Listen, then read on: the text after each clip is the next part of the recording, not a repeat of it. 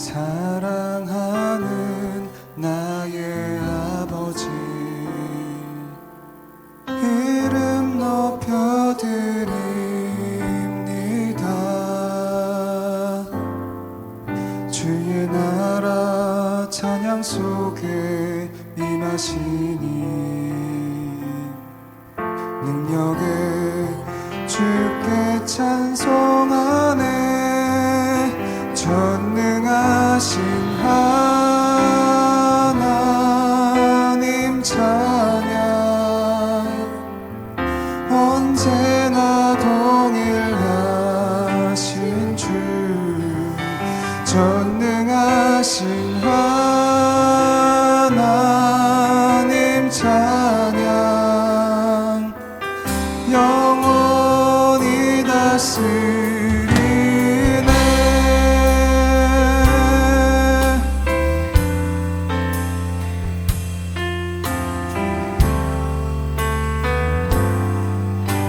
같이 고백하겠습니다. 사랑하는 나의 아버지, 사랑하는 나의 아버지, 이름 높여드립니다. 주의 나라 찬양 속에 임하시니 능력에 주께 찬송하네. 전능하신 하나님 찬양, 언제나 동일하신 주. 전능하신 하나님 찬양,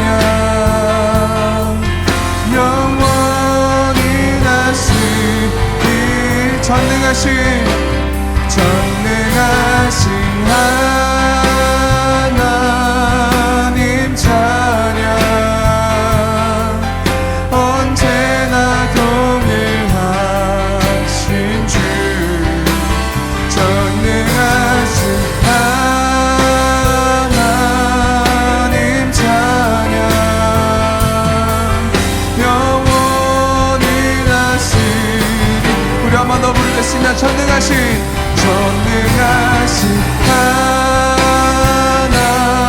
하나님 찬양, 언제나 동일하신 주. 전능하신 하나님 찬양, 영원히 다시. 우리 마지막으로 한 번 더 부릅니다. 전능하신 하나님 찬양,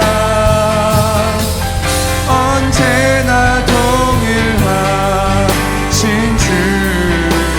전능하신 하나님 찬양, 영원히 다스리네. 우리 같이 기도합니다. 사랑과 은혜가 많으신 하나님 아버지, 이 가운데 주님의 나라가 임재하게 하여 주시옵시고, 우리 각 사람 머리 위에 성령 충만하게 하여 주시옵소서. 우리 같이 통성으로 기도합니다. 주여, 사랑과 은혜가 많으신 하나님 아버지, 이 시간 가운데 우리와 함께 하시니 너무나 감사합니다. 하나님 아버지, 예배를 드리러 온 모든 사람들 머리마다 성령 충만하게 하여 주시옵시고, 주님의 보혈로 우리를 깨끗이 씻어 주시옵시고, 하나님 주님의 나라가 이 가운데 임재하게 하여 주시옵시고, 우리의 마음문이 활짝 열려서 이 주님을 예배하는 이 복된 시간이 될 수 있도록 주여 도와주시옵소서. 은혜를 깨닫게 하여 주시옵시고, 그 은혜, 복포수와 같은 은혜가 우리 마음 가운데, 우리 머리 가운데 하나님 아버지 떨어질 수 있도록 주여 도와주시옵소서. 그 은혜를 우리가 깨닫게 하여 주시옵소서. 주님 하나님 아버지, 은혜를 붙들어 주시고 나아가게 하여 주시옵시고, 하나님 아버지, 우리의 모든 걱정들, 근심들, 우리 집중하지 만들 못하는 모든 것들 나사렛 예수의 이름으로 떠나갈지어다. 하나님 아버지, 이 시간 가운데 우리의 마음을 사로잡아 주시옵소서.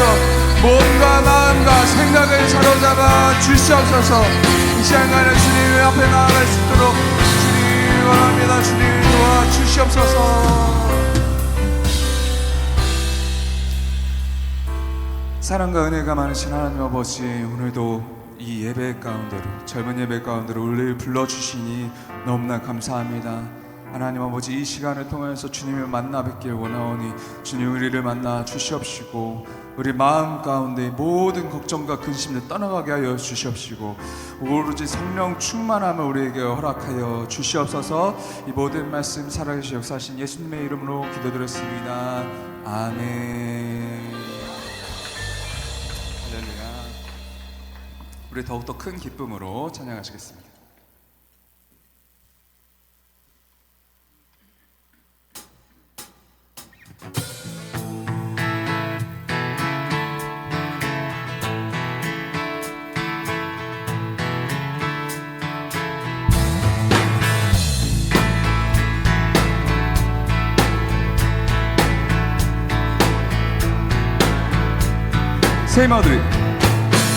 새 힘어들이 주를 바랄 때, 주를 바랄 때, 우리 주를 바랄 때. 새 힘어들이 주를 바랄 때, 주를 바랄 때, 우리 주를 바랄 때. 주님 통치하시네. 소망 구원 주시니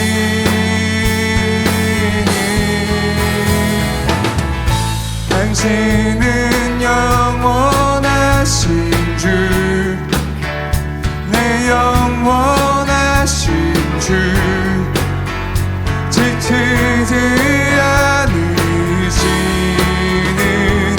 주님, 약한 자 방패 위로자 되신 주, 독수리 같은 힘 주신 새 힘어들이 주를 바랄 때, 주를 바랄 때, 우리 주를 바랄 때.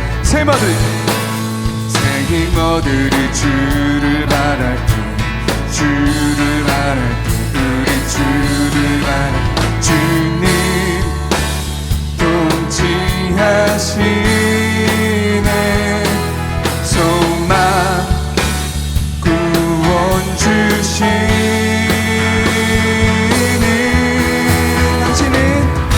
당신은 영원하신 주, 내 영원하신 주, 지치지 않으시는 주님, 약한 자 방패 되시며 위로자 되신 주, 독수리 같은 힘 주신 주님, 통치하시네. 소망 구원 주, 우리 한 번 더 부릅니다. 주님 통치하시네. 소망 구원, 우리 마저 한 번 더 부릅니다. 주님 통치하시네. 소망 구원 주시니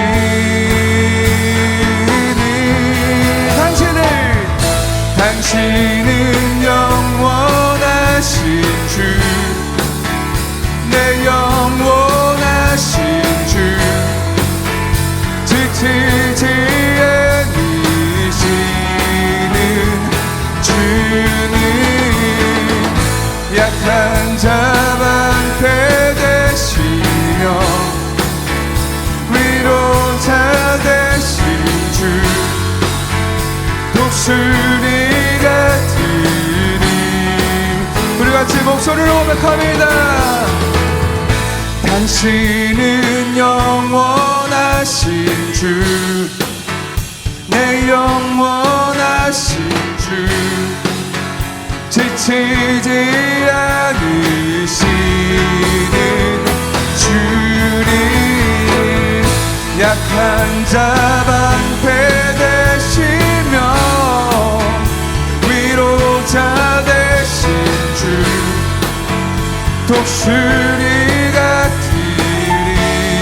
우리 마지막 한 번 더 부릅니다. 당신은 영원하신 주, 당신은 영원하신 주, 내 영원하신 주, 지치지 않으시는 주님, 약한 자 방패되시며 위로자 되신 주, 독수리 같은 힘 주시네.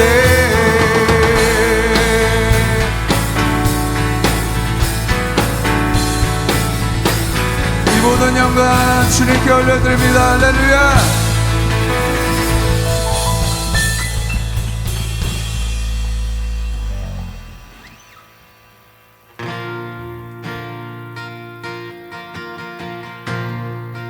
사랑해요, 사랑해요. 신실하신 나의 주님, 나의 삶 주님 안에 있네. 눈을 뜨는 아침부터 나 잠들기까지 우선하신 주를 노래하리. 우리 한 번 더 부릅니다. 사랑해요, 신실하신 나의 주님, 나의 삶 주님 안에 있네. 눈을 뜨는 아침부터 나 잠들기까지 우선하신 주를 노래하리.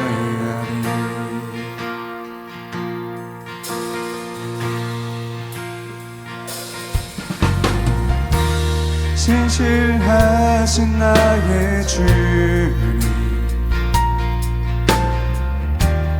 나의 삶을 인도하셨네. 나의 모든 오급 다 우선하신 주를 노래하리. 사랑해요, 나를 인도하신 주님, 고난 중에도 나와 함께 하셨네. 아버지 되시며 내 친구 되신 주, 나의 삶 주님 안에 있네. 신실하신 나의 주,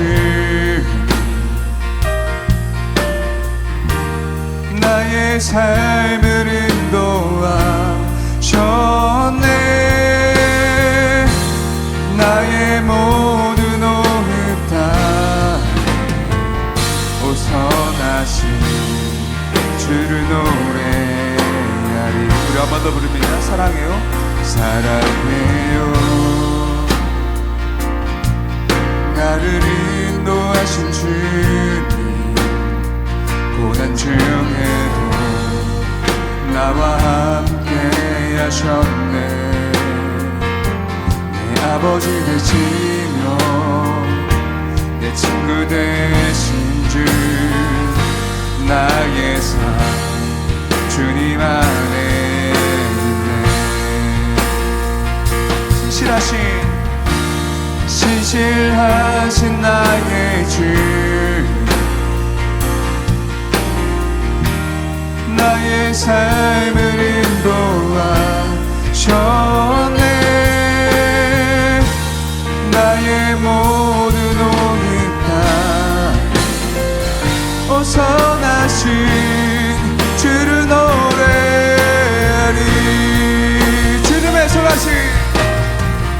주님의 선하심이 날 인도하시네.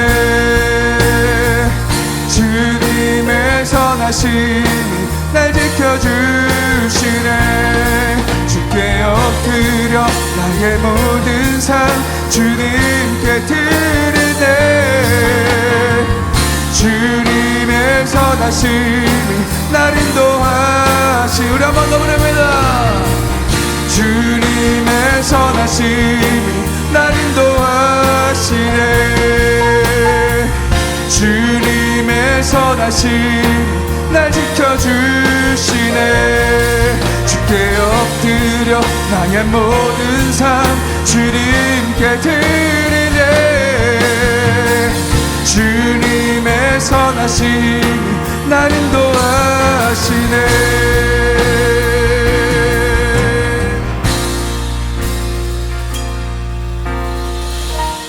신실하신 나의 주님, 나의 삶을 인도하셨네. 나의 모든 오늘 다 선하신 주를 노래하리.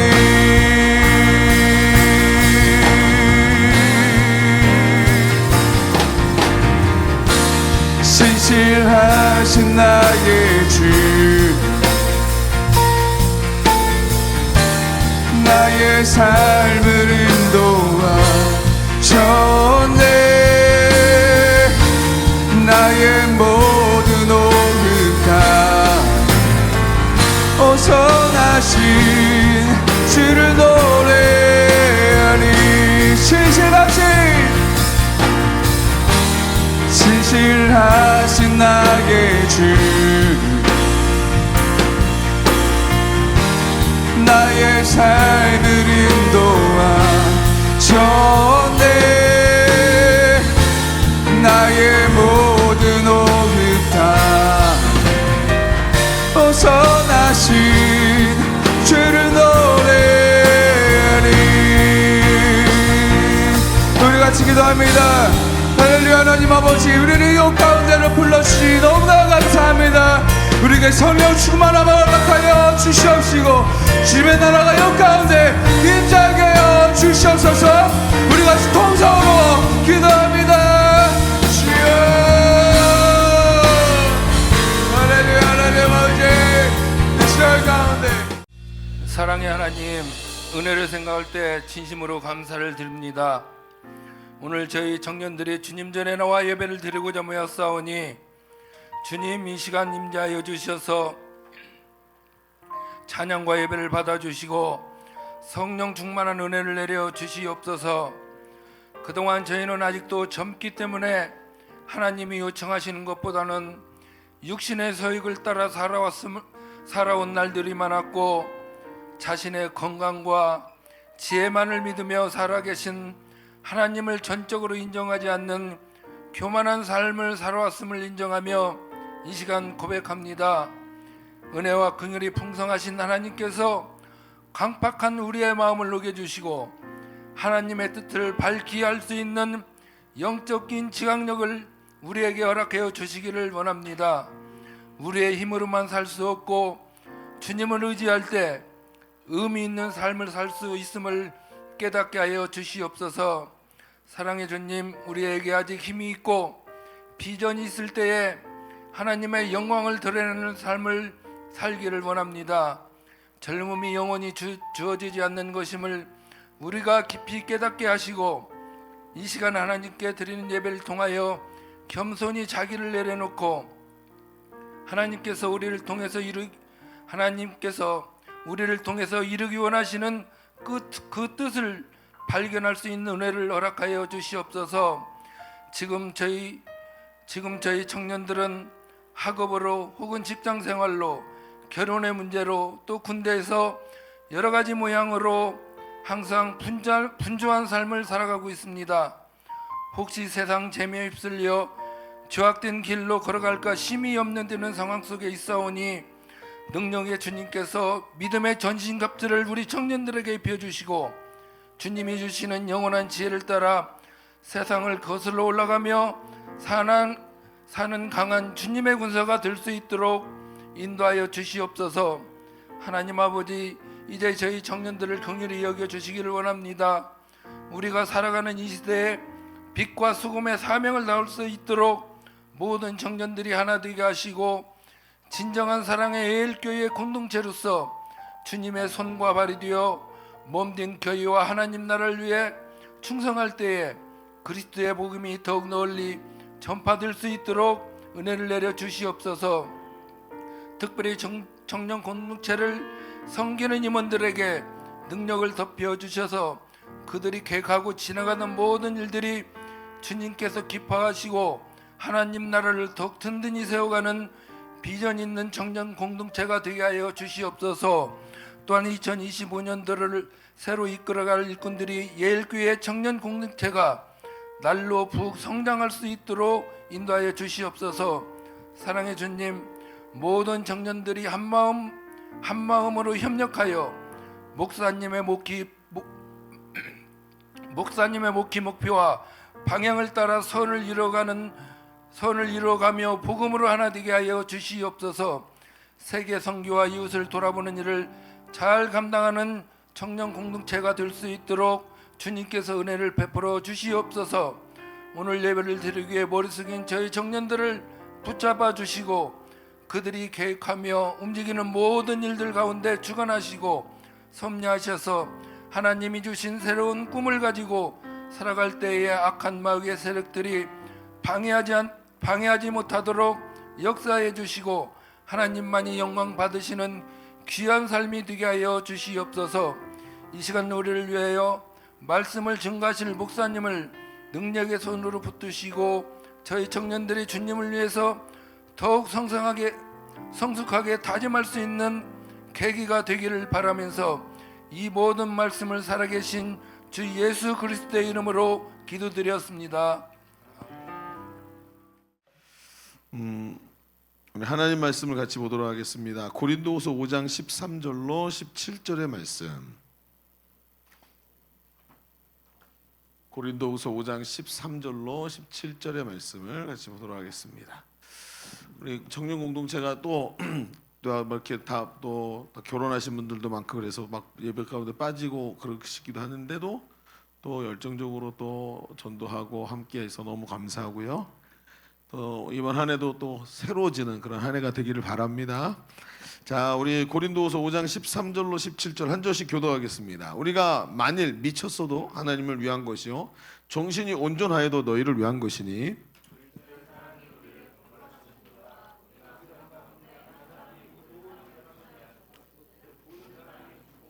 그가 모든 사람을 대신하여 죽으시면 살아있는 자들로 하여금 다시는 그들 자신을 위하여 살지 않고 오직 그들을 대신하여 죽었다가 다시 살아나신 이를 위하여 살게 하려 함이라.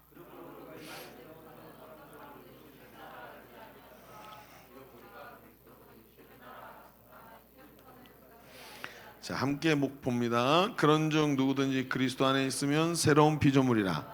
이전 것은 지나갔으니 보라 새 것이 되었도다. 아멘. 여러분 잘 아시는 강초랑이라고 불리는 카네기라는 사업가가 있었죠, 미국에서.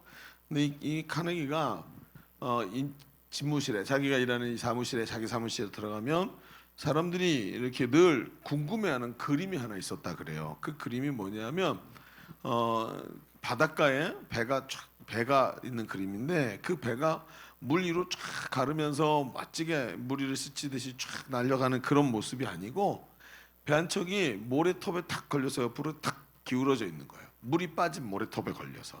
그러니까 밀물과 썰물이 있는데 밀물대 들어왔다가 물이 빠졌고 그 모래톱에 제일 높은 데 탁 걸쳐가지고 배가 이렇게 밑에가 뾰족하게 생겼잖아요. 한쪽으로 기울어져 있는 거예요. 그러니까 이 사람들이 이상하죠. 아니 이 사람이 엄청난 사업가고 이 사람을 통해 이 사람의 이것이 미국의 이 경제를 좌지우지할 정도로 대단한 이런 영향력이 있는 사람인데 이 대단한 사람의 사무실에 들어왔더니 사무실에 거기 있는 이 그림이 옆으로 띡 하고 누워 있는 배 이건 거예요. 뭔가 뭐 힘차게 뭐 하늘 나르는 독수리도 아니고 그래서 보고 있다가 가만히 보면 밑에 작은 글씨로 뭐라고 쓰여 있는 게 보인다는 거예요. 그걸 보고 사람들이 하고 이해를 안 되고 뭐라고 써 있냐면 곧 밀물이 들어온다라고 써져 있다는 거예요. 곧 밀물이 들어온다. 이게 지금은 보면 이게 왜 이렇게 누워져 있는지 모르지만 그 사진과 글귀를 가만히 보면 이게 이 사람의 정신이구나 하는 생각이 드는 거예요. 이 사람도 대단한 사람이고 이 사람의 삶은 성공적이라고 생각하지만 항상 뭐예요? 마치 인생이라는 게 누구나 다 그렇듯이 아침에 일어나면 기우뚱하고 넘어져 있는 자기 자신을 보는 것 같은 거예요. 이게 사람의 모습이죠. 지금은 여러분 청년이라서 좀 덜하지만 나중에 나이를 먹잖아요. 아침에 일어나면 아픈 데가 한 군데씩 늘어나요. 오늘은 여기가 아프게 늘어났고 내일은 또 이제 리스트가 점점 늘어나죠. 허리도 아프고 무좀도 생기고 막 치질도 생기고 점점 계속 늘어나요. 아픈 데가 계속 늘어나요. 그런데 있잖아요. 이런 사람의 인생의 가운데 중요한 게 뭐냐면 기회가 다가온다는 거예요. 앞으로 조금 있으면 곧 밀물이 들어온다. 기회가 온다. 그러니까 그 기회를 붙잡기 위해서 지금 준비해야 된다는 거예요. 겉으로 보기에는 그냥 넘어가 있는 것 같고 오늘 우리의 삶이 되게 어려운 삶 속에 있는 것 같지만 곧 기회가 온다. 여러분 이거는 우리만 느끼는 게 아니라 세상에서 가장 성공했던 사람들도 똑같이 느끼고 있는 거라는 거예요. 근데 그거를 어떻게 받아들일 것인가? 우리는 늘 삶이 무리를 제비처럼 쫙 하고 갈라가는 그런 쾌속정의 모습을 자꾸 생각하면서 그렇게 성공하고 싶다고 생각하지만 사실은 우리가 소위 말하는 우리가 성공한 사람들의 모습을 보면 전부 기울어진 배의 모습이고 그들과 우리의 삶이 거의 다르지 않다는 거예요. 중요한 건 뭐냐면 그들은 그것을 기회를 잡을 준비하는 시기로 삼더라는 거예요. 기회가 올 때. 오늘 중요한 게 있어요. 여러분 누구나 사람에게 인생의 기회가 찾아와요. 그건 여러분 카네기도 마찬가지고 오늘 이 시대를 살아가는 우리에게도 마찬가지예요. 누구에게나 인생의 기회가 찾아오죠. 그런데 대부분 이런 기회는요 변화를 요구해요. 기회가 찾아올 때 변화를 전제로 우리에게 기회가 와요. 그래서 사람은 변화를 통해서 기회를 붙잡을 준비를 하는 거예요. 변화를 참 받아들이지 않으면 기회라는 게 우리에게 오지 않는다는 거예요. 왜냐하면 거의 대부분의 기회는 변화를 요구하기 때문에 그렇죠. 여러분 요즘에 사람들의 생각 중에 어떤 기업들을 최고의 기업으로 치나요? 혁신을 이룰 수 있는 기업. 한때 아이폰이 사람들에게 왜 이렇게 이 센세이션을 일으켰죠? 그 친구들은 만들기만 하면 뭔가 한때 혁신을 만들어냈었어요. 요즘에 왜 그런 것에 대해서 사람들이 기대하지 않는 걸까요? 혁신이 일어나지 않기 때문에. 왜 스페이스X가 그렇게 사람들에게 각광을 받을까요? 변화, 혁신. 계속 이런 이야기들인 거예요. 그러니까 여러분 기회는 반드시요 변화를 요구하더라. 기회가 사람에게 찾아올 때 변화를 전제로 우리에게 찾아온다는 거예요. 그래서 모든 기회에는 변화가 동반될 수밖에 없는 거예요.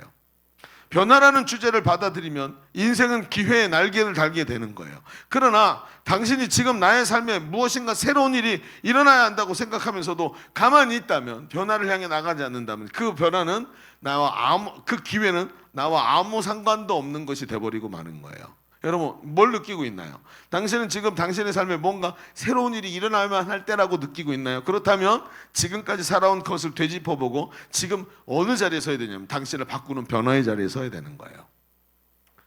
지금 이대로는 안 되겠다. 뭔가 새로운 게 필요해. 그럼 변화라는 단어를 반드시 붙잡아야 돼요. 이게 우리의 삶의 기회를 갖고 오기 때문에.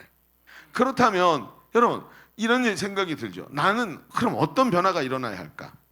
무엇보다 우리는 예수 그리스도를 구주로 믿어 구원받은 하나님의 자녀들이죠. 하나님 백성입니다.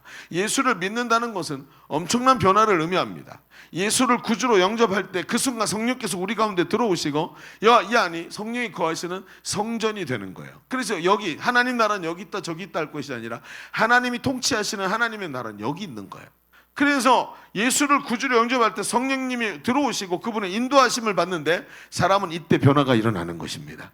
성령이 강력하게 역사하실 때 사람 안에 변화가 일어나요. 바울은 바로 이런 분야에서 극적인 체험을 한 사람이죠. 어떤 분야요? 그는 성령을 체험하고 강력한 변화를 경험한 사람이에요.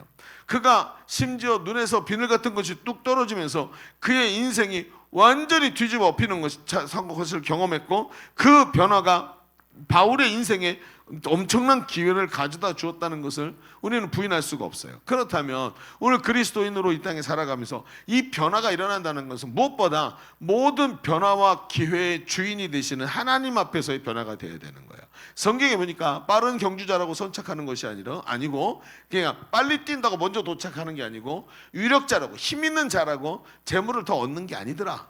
왜? 그럼 어떻게 얻느냐? 이 모든 것이 시기와 우연이 그에게 임하여야 하리라 라고 말씀하시는, 시기와 우연은 전적으로 하나님께 걸려 있는 것입니다. 그래서 하나님께서 그 부분을 열어주셔야 된다는 거예요. 그렇다면 오늘 우리가 중요한 것은 바로 이런 우리에게 기회를 주시는 하나님 앞에서 우리의 인생의 변화가 이제 드러나야 된다는 거예요.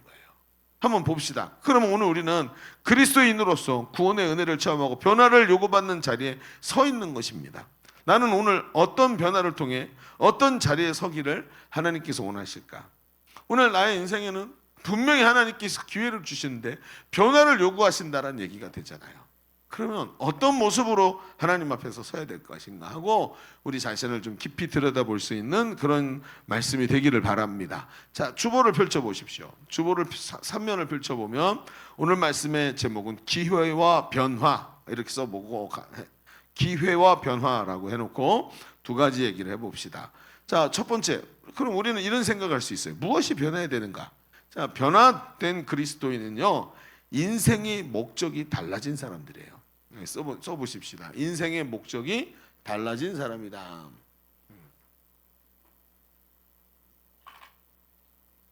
자, 변화된 그리스도인은 인생의 목적이 달라진 사람이다.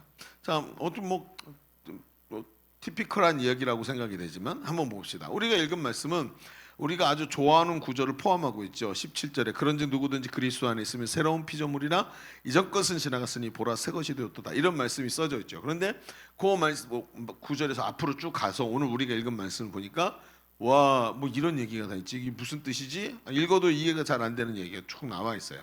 그런데 오늘 이야기를 보면 바울은 이 말씀을 통해서 예수 그리스도로 말미암아 변화된 자신의 삶에 동기가 어떤 것인가 하는 것을 얘기하는 거예요. 그리스도 예수로 변화됐는데 모두 변화됐냐면 삶의 동기도 변화됐다는 거예요. 그 얘기, 삶, 사역, 그리고 자신의 삶의 동기와 정의까지 다 여기까지 이 안에 집어넣어요. 근데 그 내용을 봅시다. 그럼 뭐가 변했다는 걸까? 15절 같이 볼까요? 자, 15절을 우리가 하나님 말씀을 같이 읽어보겠습니다. 시작. 그가 모든 사람을 대신하여 죽으심은 살아있는 자들로 하여금 다시는 그들 자신을 위하여 살지 않고 오직 그들을 대신하여 죽었다가 다시 살아나신 이를 위하여 살게 하려 함이라. 자, 바울이 자신이 예수를 믿고 구원받은 후 자신의 삶의 동기가 바뀐 것을 말하는데, 나를 위해 살지 않고 나를 위해 자기 생명을 버리신 그리스도를 믿는 것, 그거 안에서 산다는 거예요. 여러분, 예수님 오늘 말씀이 뭐라 그랬죠? 왜 예수님이 사람들을 대신하여 죽었느냐? 이유가 뭐냐면 그들이 자신을 위하여 살지 않고 자기를 위해서 대신 죽으신 예수님을 위해 살게 만드시려고 예수님 죽으셨다는 거예요. 이 말을 바울은 여기서도 말하고 있지만 그대로 똑같은 말을 다른 말로 바꿔서 하는데 갈라디아서 2장 20절에 이렇게 말해요. 내가 그리스도와 함께 십자가에 못 박혔나니 그런즉 이제는 내가 산 것이 아니요 오직 내 안에 그리스도께서 사시는 거예요. 이제 내가 육체 가운데 사는 것은 나를 사랑하사 나를 위해 자기 자신을 버리신 하나님의 아들을 믿는 믿음 안에서 사는 거라. 여러분, 바울이 뭐라 그래요? 자신의 삶의 동기가 완전히 뒤바뀌었대요. 이전에는 자기 자신을 위해 살았는데 이제는 자기가 살아가는 이유가 나를 위해서 대신 십자가를 지시고 생명을 버리신 예수님을 위해 산다는 거예요.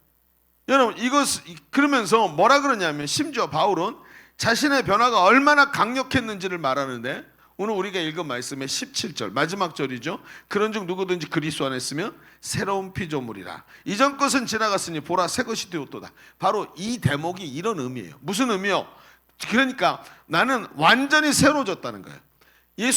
나의 인생의 목표가 나 자신의 안위와 내가 잘 되는 것과 맛있는 걸 먹고 세상에서 즐기는 것 그리고 남들에게 인정받는 것 이런 것이었는데 인생의 동기가 싹 바뀌어서 그리스도 예수를 위해서 살아가는 나 자신이다. 근데 내가 나를 보는데 어떠냐면 얼마나 내가 막 새로워졌냐면 이전 것은 지나갔으니 보라 새 것이 되었도다. 마치 내가 나를 보는데 내가 보기에도 내가 다른 사람처럼 느껴지는 거예요. 여러분 그럴 때 있습니까? 거울을 딱 봤는데 거울에 비춰진 내 모습이 굉장히 낯설게 느껴져. 왜? 크림 하나 바꿨을 뿐인데, 로션 하나 바꿨을 뿐인데, 굉장히 나는 그렇잖아요. 그저 로션 하나 바꿨을 뿐인데 이러면서 나오지 않아요? 나 자신이 너무 다르게 보이는. 여러분 이 바울이 뭐라 그러냐면 인생의 목적이 바뀐 게 얼마나 새로운지 자신의 모습을 보면서도 자기가 낯선 거예요. 이제는 어때요? 내가 선 것이뇨. 내 안에 그리스도가 사시는데 그리스도가 내 안에 살아가니까 새로운 피조물이 되는데 아침마다 보라 나는 새 것이 되었도다 말할 만큼 이게 이렇게 익사이팅한 일이라는 거예요. 너무너무 즐겁다, 재밌다, 좋다 이렇게 말하는 거죠.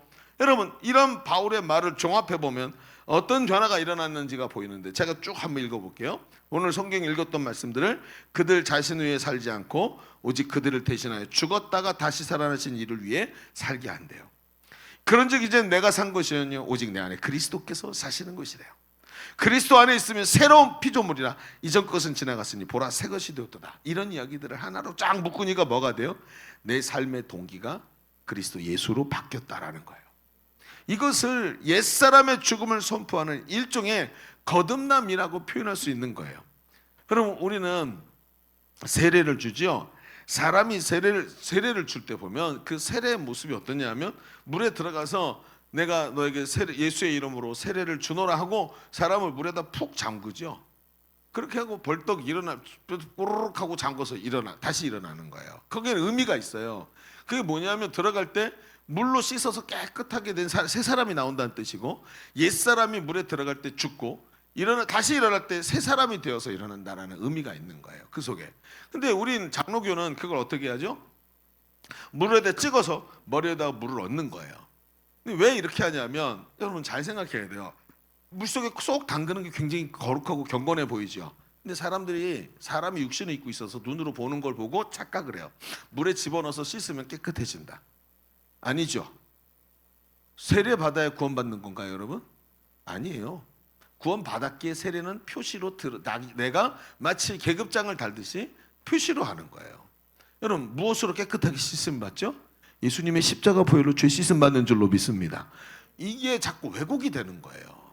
그래서 이제 종교 개혁자들이 개혁을 하면서 이런 성례 같은 거 너무 여기다가 집중해 갖고 십자가 달아놓고 저 십자가가 진짜 가톨릭 십자가 예수님 죽어 있죠. 여전히 죽어 있어요. 저가 예수님이다라고 생각한다는 거죠. 그게 실제로 있었다고요. 진짜로 물에 들어가서 세례를 받아야만 죄 씻음 받는다고 생각했다고요. 착오죠. 예수님의 십자가가 자꾸 가려지는 거예요. 그래서 종교개혁자들이 이렇게 만들어 놓은 거예요. 저는 이게 합당하다고 믿습니다. 사실은 여러분 우리처럼 프로테스탄트 개혁교회는 있잖아요. 저 뒤에 십자가도 걸면 안 되는 거예요. 그래서 우리 교리상. 그러나 우리 정서가 있기 때문에 걸어놓은 것뿐이지 저걸 거는 게 잘못된 거예요. 사실은요. 근데 여기 보니까 이제 세례를 주는 것 자체가 들어갈 때 옛사람이 죽고 일어날 때 새 사람이 돼서 일어나는 거죠. 여러분 거듭남 이게 뭐냐면 바로 거듭남이라는 거예요. 거듭난다는 것은 두 번 태어난다. 두 번째 이게 두 번째 태어난다라는 것을 말하는 거죠. 그것은 뭘 말하는 거냐면 약간의 수정을 가한다라는 뜻이 아니에요. 이게 잘못됐으니까 여기 화이트로 지우고 다시 그리지 이렇게 얘기하는 것이 아니에요. 이건 뭐냐면 거듭난다는 것은 죽었다가 살아난 것처럼 완전히 저 끝에서부터 머리끝에서 발끝까지 변화가 일어나는 거예요. 완전히 다른 사람으로 변하는 걸 말하는 거예요. 여러분 인생의 동기가 변하는 것은 인생을 살아가는 이유가 완전히 변화된 사람을 말하는 거예요. 삶의 동기가 변화됐는데 심지어 이전 사람이 원하던 것까지도 다 바뀐 거예요. 그게 그렇게 중요한 거예요. 이게 뭐죠? 그게 거듭남이라는 거예요. 제가 예전에 그런 얘기했죠. 우리 교회 한 청년이 왔어요. 정말 밖에서 직장생활 너무 잘해요. 이 친구가 세일즈맨인데 세일즈를 하는데 너무 영업을 잘하는 거예요. 영업사원인데. 근데 이 회사가 어떠냐면 회사 사장님이 마초야 마초. 그래갖고 한 분기 딱 끝나고 나면 직원들 중에 제일 잘하는 사람들 상 주고 직원들 회식하러 쫙 데려가서 1차, 2차, 3차 술 먹이고 막 이러는 거야. 근데 이 형제가 예수 믿기 전에 그 회사에 나가면 3차까지 가면 룸사롱에 간대 반드시. 옆에다 아가씨들 앉혀놓고 술을 마시면서 음탕한 짓을 한다는 거예요. 그리고 막 그 다음에 같이 둘씩 짝지어서 나가고 이런다는 거죠. 그런데 자기도 예수 믿기 전에 그런 것들을 즐겼다는 거예요. 근데 어느 날 교회를 오게 됐어요.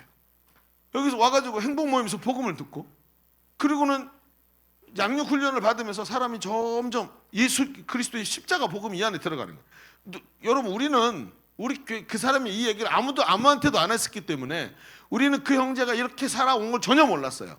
근데 어느 날 제자대학에서 훈련 받으면서 자기가 공개적으로 이 말을 하기 시작했어요. 목사님, 사실은요, 제가 옛날에 회사 다니면서 이런 일이 있었어요. 그래고 룸사롱에 가고 막 그러면 그 다음날 아침 되면 어제 자기 옆에 있던 아가씨에 대해서 막 음담패설 같은 거 늘어놓으면서 직원들끼리 커피 마시면서 킥킥거리고 하는 이런 게 문화였어요. 그런데 누구도 자기에게 자기가 말한 적이 없으니까 그거 잘못된 거라고 말하질 않았대요. 그런데 양육을 받고, 그리고 성령의 도우심을 받기 시작하는데 어느 날 자기도 모르게 거기 딱 갔대요. 이게 그날도 또 회식을 하는 거죠. 똑같은 루트로 회식을 하고 룸사람에 딱 들어가서 앉아서 사람들이 앉아 있는데 자기는 술도 안 마셨다는 거야. 이상하게 술이 먹고 싶지 않더래요. 그리고 앉아 있는데 형제가 자 마음속에 이런 생각이 들어요. 지금 뭐 하는 짓이지? 이게 옆에 이런 아가씨들 끼워놓고 앉혀가지고 사회에서 맨정신으로 이렇게 했으면, 여러분 생각해 보세요. 지하철에서 옆에 있는 아가씨한테 이렇게 했으면 어떻게 됐을까요? 감옥 가는 일이에요. 감옥 가는 일. 그렇죠? 추잡한 일이라고 얘기하는 이 짓거리를 여기서 하고 있는 게 갑자기 보이기 시작해요. 그러면서 갑자기 속이 역겹더래요. 내가 지금 뭐 하고 있는 거지? 여기 왜 있는 거지 내가 지금? 이런 생각이 들더래요. 아무도 그 얘기를 안 했어요. 왜? 이 안에 계신 성령님께서 그를 깨닫게 하기 시작하는 거예요. 거룩해지게 만들고 사람이 변화되게 만드는 거예요. 그러면서 여기서 이 삶의 동기가 변하니까 인생 자체가 완전히 업사이드 다운 일어나면서 이게 잘못됐구나 하고 그리로 가고 싶은 생각이 없는 거예요. 공개적으로 이 얘기를 했어요. 그래서 그 다음부터 그 자리에서 더 이상 앉아있지 않고, 근데 지금 갑자기 배가 너무 아프다고 죄송하다, 그리고 나와가지고 다시는 거기 가지 않았다는 거예요. 아마 우리 교회에서 온 지 한 3, 4년 지나서 지금 훈련 받으면서 이 얘기를 하기 시작했어요. 이 형제가 지금은 다른 교회 가서 이제 멀리 이사를 갔기 때문에 거기서 잘 신앙생활을 하고 있어요. 여러분, 굉장히 중요한 얘기입니다. 여러분, 사람은 복음을 깨닫고 예수님을 만날 때 말로 형언할 수 없는 기쁨을 얻게 되는 것입니다. 마치 도저히 빠져나올 수 없는 저 깊은 수렁에 빠져서 혼자 거기서 탈출하려고 고군분투하다가 힘이 다 빠져서 안 되는구나, 점점 빠져 들어가는구나, 난 여기서 죽겠구나 하는 생각이 드는데 누군가 어깨를 붙잡고 위로 쑥 끌어올려주는 것처럼 정말로 거기서부터 자기를 얽매고 있던 모든 죄와 저주의 사슬에서 풀어주고 참된 자유와 해방을 얻는 경험을 하더라는 거예요. 어디서? 복음을 깨닫고 예수님을 만날 때. 그리고 그 예수님께서 약속하셨던 것처럼 그 순간, 여러분, 구원받고 예수님을 구주로 믿는 순간 성령님이 내 마음에 오셔서 그를 다스리시는 것을 경험합니다. 근데 그 다스림심이 갑자기 딱 오더니 자리 비켜, 내가 여기가 내 자리야 그러고 앉는 것이 아니라 점점 우리 삶에 어디 들어왔는지 알지 잘 못했는데 성령님이 내 안에 들어오셔서 갑자기 어느 날부터인가 성령님께서 인도하시는 거예요. 얘야, 그게 옳지 않잖아. 그거 하나님 기뻐하시지 않는 일인 것 같은데 깨닫기 시작하는 거예요. 내가 지금 뭐 하고 있는 거지? 이런 음란한 짓거리를 내가 왜 여기서 하고 있는 거지 하면서 성령의 음성이 자꾸 들리기 시작하는 거예요. 그러면서 일반적으로 멀리서부터 세미한 음성이 들어오는데 그 음성이 점점 가까이 오기 시작하더니 나중에는 이게 마치 나인 것처럼 느껴지고, 그리고 그 성령이 나의 인생의 가장 중요한 자리, 내 마음의 한 자리, 가장 귀한 그 자리에 예수님이 딱 앉아서 나를 다스리시기 시작하시는데 갑자기 내 속에 있던 이물감들이 사라지고 예수님이 거기 앉아 계시는 게 너무 기쁘기 시작하는 거예요. 그러면서 성령이 원하시는 것을 내가 하고 싶은 생각이 들고, 그 성령님이 내 안에 제일 귀중한 자리에 앉아서 말씀하시는 대로 내가 따라하고 순종했을 때 내 삶의 변화와 기쁨이 넘치기 시작하는 거예요. 그러면서 점점 사람의 삶의 목적이 강력하게 변화되기 시작합니다. 신앙이 성장함에 따라 점점 내 생각보다는 성령이 원하시는 것이 너무 좋게 느껴지고 그 성령이 말씀하시는 대로 따라하는 게 너무 좋아지기 시작하는, 이걸 위해서 살고 싶어요. 죄악, 더러움, 악함, 이런 삶의 패턴들이 너무나 역겹고 유치하고 세상에서 좋아하던 것들이 싫어지고 저렇게 사는 게 잘못됐다는 게 자꾸 눈이 열려서 보이기 시작하는 거예요. 내가 여태껏 뭐 하려고 저걸 위해 살았지? 아니 저걸 저렇게 좋아했었다고? 내가 정신이 나갔었구나 하면서 저게 잘못된 게 보이기 시작하는 거예요. 그런데 반대로 참다운 것이 보이기 시작해요. 아름다운 것, 예전에 싫어하던 것이 너무 좋아지기 시작하는 거예요. 하나님을 말씀을 따라 사는 삶이 너무 좋아지기 시작하는 거예요. 하나님의 말씀이 꿀송이처럼 달게 느껴지는 거예요. 여러분 이런 변화를 잘 모르겠죠.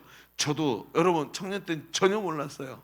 나이가 50이 넘으니까 오늘부터 꽃이 예뻐지기 시작하고, 여러분 지나가면서 노을을 보기 시작. 노을이 이렇게 아름다워서, 여러분 저는 색약이에요. 근데도 노을이 너무 아름답고 그 노을 속에 들어있는 하나님의 식구가 하나씩 막 생각나는 것 같고, 막 하나님이 바람을 불면서 노을에서 저 황금색 그 노을이 지는 것을 쫙 보는데 마치 하나님이 시를 부시는 것 같고. 여러분 남성 호르몬이 빠지면 이렇게 됩니다. 변화가 일어나지. 내가 이렇게 될 줄 나도 몰랐어요. 그런데 웃긴 게 뭔지 아세요? 예수를 믿는데 성령이 내 중심에 계시니까 갑자기 이런 변화가 일어나. 참다운 것, 거룩한 것이 너무 좋아요. 성경이 있는데 저도 여러분 모태신앙으로 자라나서 성경을 그렇게 읽어본 적이 없는데 어느 날 성령이 내 마음을 감동하시는데 성경을 눈을 뗄 수가 없는 거예요. 너무 좋아가지고. 저 옛말 어른들이 말씀하시기를 말씀이 꿀송이처럼 달다 그랬는데 처음으로 그런 느낌이 드는 거예요. 다음에 어떻게 돼? 몰라서 그래요? 아브라함이 어떻게 되는지 몰라서 알아요. 다 외웠어요. 그런데 성경에서 눈을 뗄 수가 없네. 점점 이게 좋아지기 시작하고 하나님의 말씀대로 사라지는 것이, 하나님의 말씀에 순종하는 삶을 사는 것이 내게 너무 행복이 되는 거예요. 자랑스러움이 되는, 내 속에서 나도 모르게 누군가 내 속에서 기뻐하는 느낌이 들어. 나는 아니야. 분명히 나는 아닌데 누군가가 내 속에서 기뻐하는 거예요. 그게 누구예요? 성령께서 나 속에서 기뻐하시는 게 느껴져요. 그러면서 점점 그의 삶의 습관이 변하기 시작해요. 습관이 좋은 습관이 만들어집니다. 거룩하고 아름다운 삶이 일어납니다. 그게 뭐죠? 나의 습관이 되고 내 인생을 변화시키고 뿐만 아니라 나의 가정과 내 자녀들과 내 자손들까지 변화시키는 복된 하나님의 가정이 되는 줄로 믿습니다. 이게 그 사람의 삶에 일어나더라는 거예요. 삶의 목적이 달라졌어요. 그리고 성령이 나를 완전히 바꾸시는 것을 경험하는 거예요. 여러분 지난 주간에 우리 교회에서 그렇게 강구하고 막 했던 이제 두나기 국제 컨퍼런스 앞에 봤던 영상에 나오는 것처럼 그 컨퍼런스를 갔어요. 참 은혜가 되는 시간이었어요. 굉장히 영상이 굉장히 화려하게 나오죠. 예. 멀리서 보면 저렇게 화려하지 않죠. 저건 카메라 갖고 막 제일 멋있는 장면만 찍었으니까. 나는 저렇게 돌아다니면서 안 보니까 한 그 자리에 앉아서 계속 보는 거예요. 그러면서 같이 참여하는데 진짜 이게 축제구나. 뭐지 무슨 저 가평의 무슨 섬, 자라섬 저지 페스티벌 뭐 이렇게 가듯이 페스티벌인 거예요. 막 영적인 축제가 일어나는데 제가 어떤 느낌을 받았냐면 마치 1년에 한 번씩 종합검진 받는 느낌이 들더라고요. 저도 이 일을 오래 했잖아요. 양육하면서 수리바퀴 삶 해야 됩니다. 막 성령으로 충만 받아야 됩니다. 이러면서 막 가르쳤단 말이에요. 그러니까 저는 나무 하나하나를 보면서 막 가르쳤는데 1년에 한 번씩 컨퍼런스를 가면 전체를 위해서 조망하는 것 같은 거예요. 그러면서 가치들, 그 말씀들이 주제 강의들을 들으면서 바로 이렇게 가는 거였지. 이게 바로 우리가 가는 길이지. 우리가 원하는 게 이거였지. 주님이 원하시는 게 이거였지 하면서 전체를 종합검진하는 거예요. 그러면서 말씀 하나하나가 깨달음으로 다가오는 거예요. 그러다 보니까 이런 생각이 들어요. 내가 알고 있던 게 마음으로 깨달은 게 아니었구나. 머리로 알고 있었지만 내 인격으로 받아들이는 깨달음이라는 게 다른 거구나. 그런데 이번 말씀을 쭉 같이 들으면서 제게 도전됐던 게 뭐냐면 이런 말씀이에요. 내가 지난 금요일 날도 이 말씀으로 같이 우리 나눴습니다만 이 강사 목사님 이런 얘기를 해요. 사람의 변화가 호련히 일어나는 것이다. 이렇게 말하는 거예요. 호련히가 뭐예요? 갑자기 일어난대요. 근데 저는 이 말이 받아들여지지가 않는 거예요. 아니 목사님 그렇게 말씀하시지 않았잖아요. 한 사람이 제자 삼고 예수 그리스도의 제자로 변화되는 것이 시간이 오래 걸리고 어려운 일이라고 그렇게 우리가 같이 배우고 이야기 나누고 그랬어요. 실제로 우리의 삶에도 그러지 않습니까? 여러분 한 사람이 예수님 제자로 세워지는 데서 셀리더에 얼마나 많은 눈물을 흘려야 되는데요. 얼마나 많은 어려움들이 있는데요. 그러니까 저에게는 도저히 이해할 수 없는 말이었어요. 사람의 변화가 얼마나 어려운 것인지 저는 경험으로 알고 있었으니까요. 그런데 강사 목사님 이런 말을 하는 거예요. 여러분 문화와 문명 이런 것들은 문화 같은 건 수십 년을 걸쳐서 변하죠. 그래서 뭐 K-팝 요즘에 K 어쩌고 저쩌고 하는 이런 문화들을 보면 수십 년 동안 준비해서 나온 것들이 차곡차곡 쌓여서 문화가 만들어진대요. 문명 같은 것은 잉카 문명 이런 문명들은 수백 년이나 또는 1000년 이런 세월을 걸쳐서 달라지고 만들어진다는 거예요. 그런데 사람은 성령의 능력을 통해서 호련히 한순간에 달라질 수 있대요. 성령이 임하셔서 갑자기 한순간에 사람이 바뀐다는 거예요. 여러분, 사람은 성령이 임하면 갑자기 변화된다는 거예요. 제가 이 말씀을 듣고 있는데 받아들일 수 없었던 것이 갑자기 마음이 갑자기 변하기 시작. 아, 그렇구나. 여러분, 뭐라고요? 여러분, 성령이 임하시면 사람이 한순간에 변화된다는 거예요. 제가 놓치고 있었던 거, 머리로 알고 있었지만 마음으로 받아들이지 못했던 것들이 이런 것이었어요. 한순간에 변화된다. 베드로는 성령을 체험하자 정말 아무것도 모르는 무식자가 복음을 전하고 하나님의 성경을 제대로 알고 있는 식자로 변화되고, 하루에 복음을 예수 이름으로 명령했을 때 안진뱅이가 일어나고 하루에 3,000명이 변화돼서 돌아오는 역사를 일으키게 되는 거예요. 그런데 이 사람의 특징이 뭐죠? 바로 며칠 전만 해도 예수님을 3번이나 부인하고 허리에다 검을 차고 다니면서 예수님의 십자가 사건을 방해하려고 했던 사람이에요. 근데 이 사람이 성령이 임하시니까 갑자기 변화되기 시작하더라. 바울을 보십시오, 여러분. 바울은 핍박자였어요. 예수님을 믿는 사람을 잡아 가두려고 하는 의지를 갖고 있는 사람. 그런데 이 사람이 자기 목숨을 건 예수님의 증인으로 변화되는데 눈에서 비늘 같은 것이 뚝 떨어지더니 어제까지, 아니 1시간 전까지 보이지 않던 것이 갑자기 보이기 시작하는 거예요. 여러분, 이게 뭐죠? 성령과 동행하는 사람, 성령이 사로잡은 사람에게 나타난 일인 거예요. 여러분, 갑자기 변화가 일어나는 거예요. 저의 생각이 굉장히 잘못됐었다는, 아, 그렇구나, 이거 하나님이 하시는 일이고 성령이 하시는 일인데 내가 더 가르치고 내가 더 이 사람을 훈련시켜야 이 사람이 변화된다고 내가 잘못 생각하고 있었구나. 아무리 가르쳐도 성령이 역사하시지 않으면 사람 변화되지 않아요. 그런데 하나도 가르치지 않아도 성령이 역사하시면 베드로가 갑자기 변화된 것처럼, 바울이 갑자기 변화된 것처럼 변화가 된다는 거예요. 여러분, 저는 말이죠, 늘 이단 종파들이 참 신기했어요. 이단 종파, 유명한 이단 종파, 신천지, 그 다음에 어디요? 저 하나님의 교회 장길자. 여러분 보십시오. 저 장길자가 누구예요? 안상홍 와이프예요. 저 하나님의 교회는 안상홍이라는 사람이 있었는데 그 사람이 자기가 하나님이라 그랬어요. 그러다가 면을 먹다가 이 사람이 어떻게 죽었어요. 그래서 사람들이 쫄면 먹다가 죽었다고 이렇게 얘기를 해요. 자기는 안 죽는다 그랬어, 안상홍이가. 근데 이 사람은 죽었어요. 그러더니 이 사람 장례를 딱 치르고 나더니 그 부인인 장길자라는 여자가 있었는데 이 할머니가 뭐라 그러냐면 저 안상홍은 죽을 게 예언이 돼 있었대요. 그러더니 이제는 자기가 하나님이 됐대요. 그리고 자기는 이게 죽지 않는다는 거예요. 자, 기가 막히죠. 그 할머니가 말해요. 자기는 죽지 않는데 영원히 산대요. 그리고 하나님이 여자로 변했기 때문에 이제 어머니 하나님이래. 그래서 그냥 어머니 하나님이라 그래요. 하나님이 성전환 수술을 했나 봐요.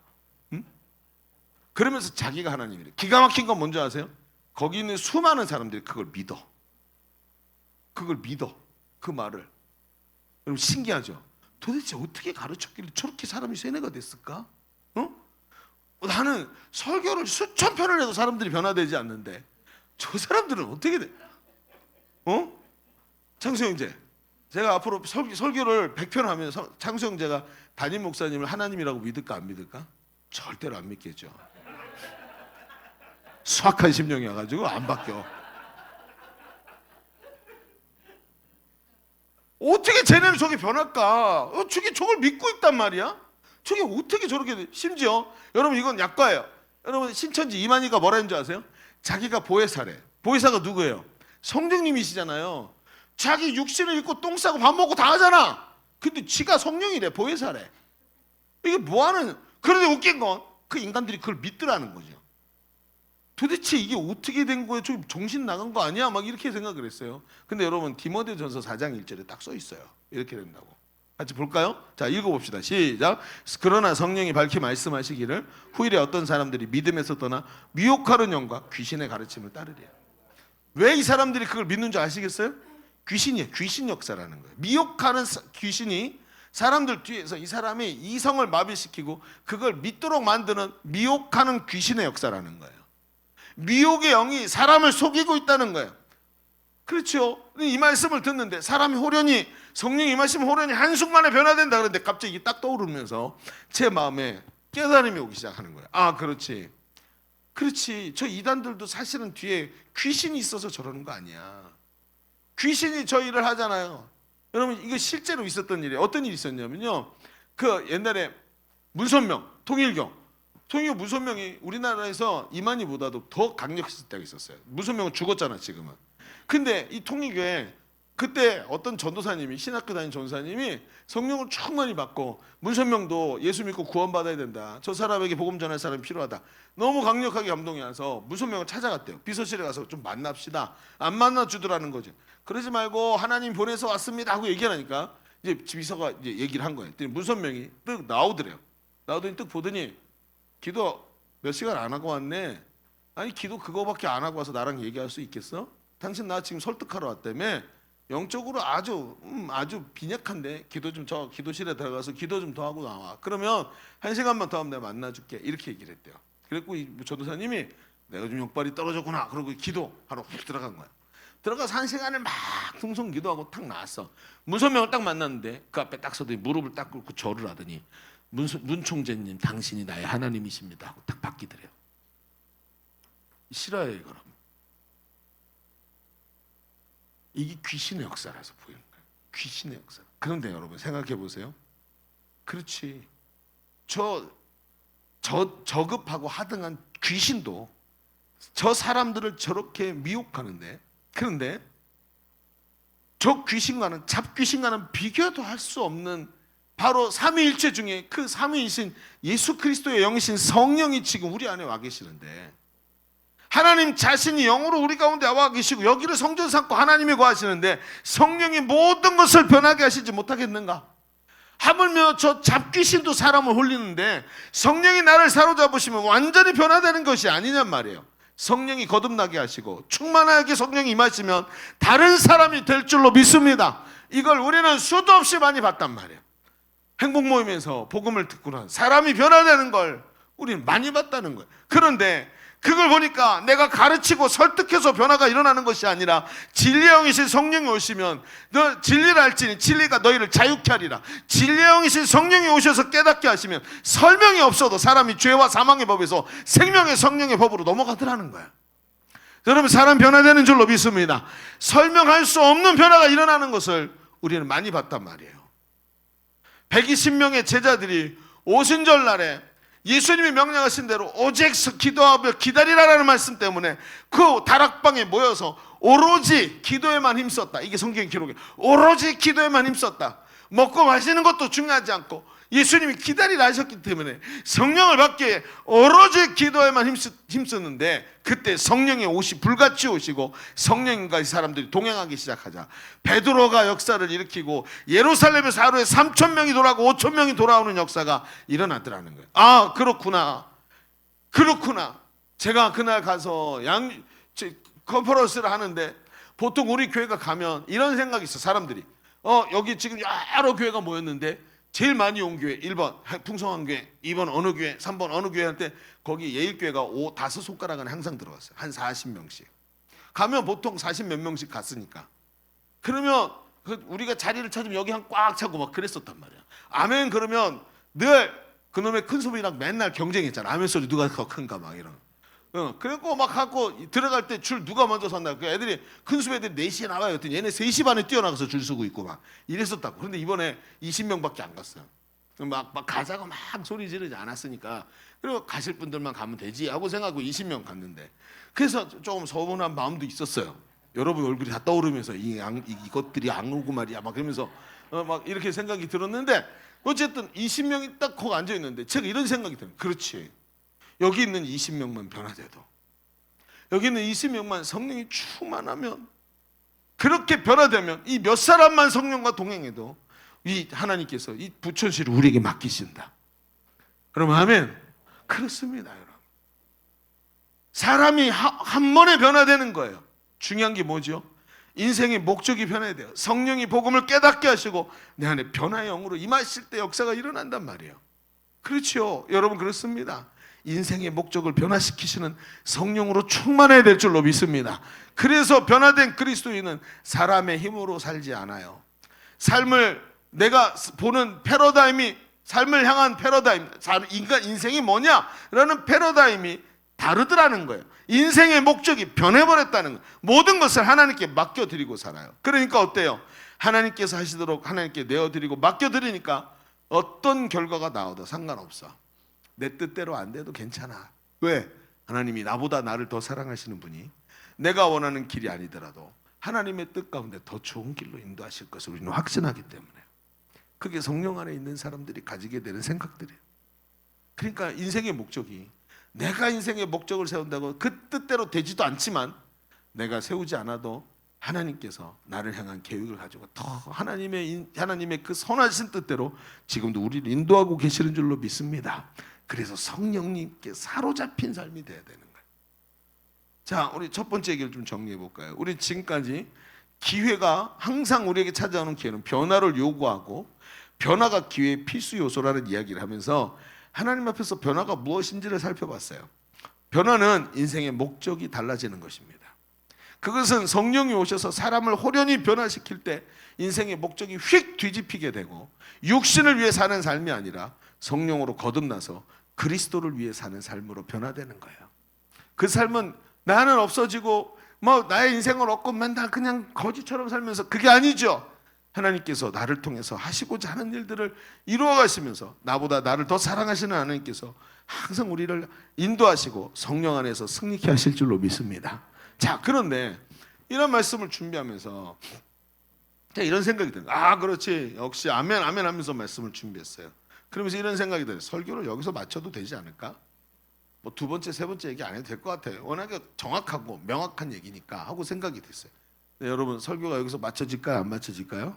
안 맞춰지죠. 벌써 여러분의 입가에 그럴 리가 하면서 피식하고 웃었어. 그렇죠? 그렇죠, 여러분. 여기서 설교를 맞춰도 되지 않을까? 성령이 하시면 다 되니까 그분께 맡겨드리고 그분께 순종하면 되잖아요. 그렇죠? 근데 중요한 거예요. 여러분, 이렇게 하면 뭐가 되죠? 변화라는 것에 있어서 우리가 자꾸 빠지는 함정이 여기에요. 오늘 말씀에 은혜가 됐죠. 성령님이 하십니다. 성령님께 맡겨드리세요. 아멘 믿음으로. 그러니까 아멘 믿음으로 아멘. 그러고 가면서 하나님이 하시니까 나는 할 일이 없는 거야. 우리가 믿음이라는 걸 얘기할 때 항상 이런 함정에 빠져요. 그래서 집에 갈 때 은혜는 받는데 부담이 하나도 없고 그저 그냥 믿음으로 하면 되지. 하나님이 하실 테니까. 그리고 다음 주에 왔는데 아무것도 변화가 안 일어나 있는 거예요. 이게 함정이라는 거예요. 변화에 있어서 내가 할 일이 없다는 결론이 나오면 안 되는 거예요. 자, 그래서 되게 중요한 게 있어요. 여기 뭔가 우리가 하나 빼먹은 게 있는 거예요. 이 말씀을 보면서 이 말씀의 은혜가 분명하게 하나님께서 하시는데 이 말씀에 빼먹은 게 있구나. 뭐냐? 두 번째에다가 잠깐 쓰고 같이 말씀을 마무리 지읍시다. 변화에 있어서 가장 큰 문제가 하나 있는데 내 삶이 변화되는 데 있어서 가장 큰 문제는 적당히 하는 것입니다. 적당히 하는 것. 아하. 무슨 얘기인지 알겠나요? 벌써 감이 잡히는 사람들도 있을 거라고 생각돼요. 자, 얘기를 조금만 더 해봅시다. 바울은 분명히 인생의 목적이 변화해야 된다고 말하면서 그 말들 사이에 중요한 이미지들을 넣어놨어요. 그러니까 이 단어, 이 말이 중요해 이게 아니라 그 말을 하면서 숨결, 바울이 지금 어떤 숨결로 말하고 있죠? 여러분이 보는 담임 목사님은 설교할 때 어떤 숨결로 합니까?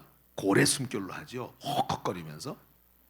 여러분, 숨결이 있어요. 어떤 숨결? 화가 났는지 아니면 지금 애타게 말하는지 사랑하는 마음으로 하고 있는지 숨결이 있단 말이에요.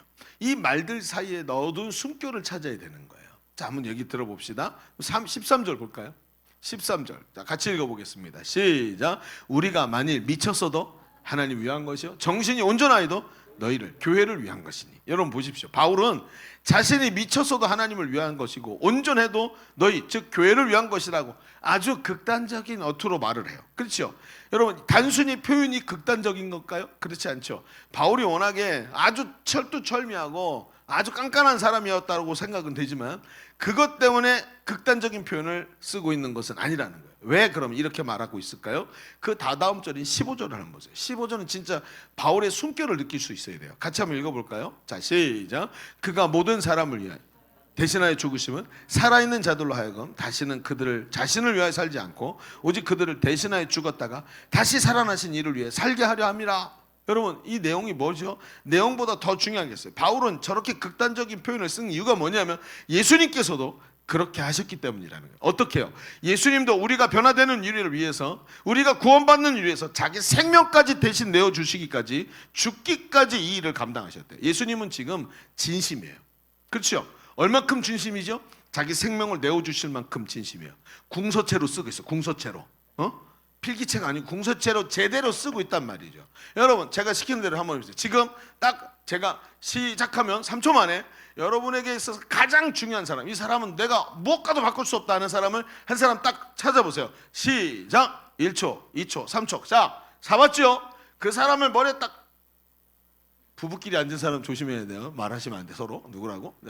자, 그 사람을 위해서 제가 하는 질문에 대답해 보세요. 그 사람을 대신해서 죽을 수 있겠습니까? 미안하지만 저는 10명을 또 올려봤는데 한 명도 안 되더라고요. 그래서 앞에 2부 예배 때 제가 공식으로 말했어요. 여보 미안해. 난 당신을 위해서 대신 죽을 정도는 못 되나 보다. 여러분 진짜 가만히 생각해 보는데 목숨을 바쳐서 대신 죽을 만큼 내가 지금 막 급한 일이 일어나면 나도 모르게 뛰어가서 막 밀쳐내고 대신 뭐 차에 치고 뭐 이럴 수도 있을지도 모르겠어요. 근데 가만히 앉아서 생각해 보니까 그게 안 될 것 같아요. 사람이라는 게 그게 안 되죠. 근데 예수님 어떻게 하셨다고요? 여러분 나를 변화시키고 주를 예수님을 위해서 살게 만드시려고 자기 생명까지 대신 내어주실 만큼 진심이라는 거예요. 이 말은 무슨 얘기냐면 예수님도 우리가 변화되는 일을 위해서 대신 죽기까지 하셨는데 이 말은 적당히 되는 대로 하라는 것이 아니라 바울도 예수님도 적당히 하려는 것이 아니었던 것처럼 간절하면서도 진심으로 이 얘기를 하고 있는 거예요. 그렇죠? 적당한 자리에서 하려고 하면 아무것도 할 수 없다는 얘기인 거예요. 바울은 지금 이 말씀을 쭉 읽으면서 저는 이 내용을 보는데 바울의 숨결이 느껴지는 거예요. 바울이 거친 숨을 몰아쉬면서 봐라, 너 지금 신앙생활 어떻게 하고 있는지. 주님은 너를 그렇게 변화시키길 원하시고 너를 그렇게 하나님의 축복된 자녀로 부르셨는데 너는 예수님이 이렇게 진심으로 하시는 일에 대해서 너는 혹시 어떤 자세로 이걸 대하고 있니? 혹시 적당히 하고 있는 거 아니야? 라고 말씀하시는 것 같아요. 여러분 성경에 보면 예수님께서 어느 날 밤에 되었는데 제자들과 같이 저녁 시간을 보냈는데 어느 날 밤에 유대인의 지도자인 한 사람 니고데모라는 사람이 예수님을 찾아왔어요. 한밤중에. 그는 예수님의 표적을 보았어요. 예수님이 일으키는 표적을 보고 기적을 보고 성경에 보니까 이사야서에 쓰여진 말씀대로 메시아가 오면 이렇게 되리라 하셨던 것들을 예수님이 하는 거예요. 근데 이 니고데모라는 사람이 예수님을 그럼 당신이 메시아입니다라고 말하면 되는데 와가지고 메시아가 아니라 당신은 하늘로서 오신 분 하나님 보낸 사람이 맞는 것 같습니다 하면서 말을 돌려. 정치인들처럼. 그렇죠? 어떻게 해도 꼬리 잡히지 않을 말로 말을 돌려. 그리고 아무도 보지 않는 밤에 몰래 찾아왔어. 왜? 유대인의 지도자잖아요. 이렇게 되는 걸 사람들이 보고 예수님 지금 이단자라고 찍혀가지고 사람들의 미움을 받고 죽이려고 하는 예수님과 같이 이야기를 나눈 걸 알게 됐으면 사람들의 시선이 얼마나 부담스러울까요? 와가지고 적당한 자리에서 그리고 거리를 두고 분명히 하나님 보내신 분은 맞는데 이것도 버리기 싫고 저것도 버리기 싫고 이 예수님도 만나야 되겠고 그러니까 조용히 아주 정치인답게 온 거예요. 그런데 예수님은 대뜸 그에게 대답을 하시죠. 뭐라 그래요? 당신이 일으키시는 표적을 보니 하늘로서 오신 분이 맞는 것 같습니다 라고 얘기하면 그래 맞습니다. 우리 한번 이 얘기에 대해서 진지하게 얘기해 볼까요? 하고 얘기하는 게 아니라 예수님이 대뜸 말해요. 거듭나지 않으면 하나님 나라를 볼 수도 없다 임마. 하나님께서 보내신 사람이 아니라 거듭나지 않으면 하나님 나라를 볼 수도 없다. 그것은 머리로 알고 이해하는 것이 아니라 거듭남, 머리부터 발끝까지 총체적으로 옛사람이 변해서 새사람이 되는 총체적 변화, 인생의 목적 자체가 변한 거듭난 사람이 되지 않으면 안 된다라는 거예요. 여러분 니고데모는 분명히 변화를 갈망했어요. 그러니까 예수님의 이야기를 듣고 밤에 예수님께 찾아올 정도로 위험을 감수하면서도 찾아왔죠. 그러나 그는 새로워지기 위해서 과거의 자기 경험과 자기 갖고 있는 것을 버리고 자기 십자가를 지는 일을 하지 않았어요. 그는 적당한 자리에 앉아 있었어요. 성경을 보면 그리스도 예수 안에 있으면 새로운 피조물이라 이전 것은 지나갔으니 보라 새 것이 되었도다 그랬어요. 예수 안에 들어가야 되는데 이건 지금 니고데모의 자세는 이것도 포기하지 않고 저것도 포기하지 않고 발을 욕조에 살짝 집어넣을 정도만. 여러분 이게 무슨 얘기인지 아시겠습니까? 그리스도 안에 있으면 새로운 피조물이라 그리스도 안에 풍덩하고 들어가야 되는데 그리스도 안에 발만 살짝 집어넣고 그러고 있는 모습이라는 거예요. 그러면서 어때요? 적당한 자리에서 어떤 것도 희생하지 않으려는 생각을 가지고 있는. 그러니까 어때요? 설교를 듣는데 적당한 자리에서 들으니까 머리로는 대충 이해를 하겠는데 중심이 이 심령이 변화가 되질 않는 거예요. 막연하게 듣는 말씀이 아니라 내 인격이 그것을 받아들이는 깨달음을 말하는 것이고 전인격인 변화가 일어나야 되는데 그게 아니고 그저 적당한 자리에 서 있는 거예요. 저는 신앙생활을 하면서 자주 신앙생활의 매너리즘에 빠지는 사람들을 봅니다. 여러분 신앙생활의 매너리즘에 빠지니까 기쁨도 없고 신앙생활의 매너리즘이 일어나니까 교회도 싫고 설교도 재미없고 이러면서 사람이 아주 세속화되고 마음이 딱딱하게 굳어가죠. 그런데 이런 사람들의 특징이 뭐냐면 자주 적당한 선에서 넘어가려고 하지를 않아요. 여러분 적당한 자리에 머물러 있으려고 해요. 이 정도면 됐지.